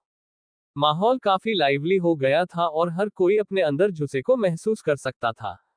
पूरा हॉल हूटिंग और तेज आवाजों से भर गया था, जो वाइन ग्लासेस के एक साथ टकराने की आवाज के साथ मिल रहा था। खुद पर गर्व होना चाहिए। आप कितना हासिल करोगे, वो आपके काम पर डिपेंड करेगा। दिवाली की हार्दिक शुभकामनाएं। इन शब्दों का रिफ्लेक्शन सबसे ज्यादा हो रहा था। सभी लोग इनकी वजह से उत्साहित हो गए थे। हॉल में मौजूद सभी लड़के कुछ हद तक डिसपॉइंट हो गए थे, क्योंकि सभी लड़कियों का ध्यान अब युवान की तरफ हो गया था। यहाँ तक कि फीमेल सेलिब्रिटीज भी उसके चार्म से बच नहीं पाई थी। वो लोग भी जल्द से जल्द उसके साथ टोस्ट करने के लिए वेट नहीं कर पा रही थी। अभिजीत वर्मा, अपर्णा सेन और बाकी सभी लोग अलग अलग डिपार्टमेंट के एम्प्लॉय के साथ टोस्ट करने के लिए चले गए थे। टेबल पर केवल युवान, श्रिव्या और कुछ अन्य वाइस प्रेसिडेंट और डायरेक्टर थे, जिनकी ट्रांसफर बाहर की कंट्री में थी। Thank you for listening. मुझे उम्मीद है आपको ये स्टोरी पसंद आई होगी। अगर आपको पसंद आए है तो प्लीज लाइक और कमेंट करना ना भूलें और मोर स्टोरीज के लिए सब्सक्राइब करें। मिलते हैं नेक्स्ट वीडियो में।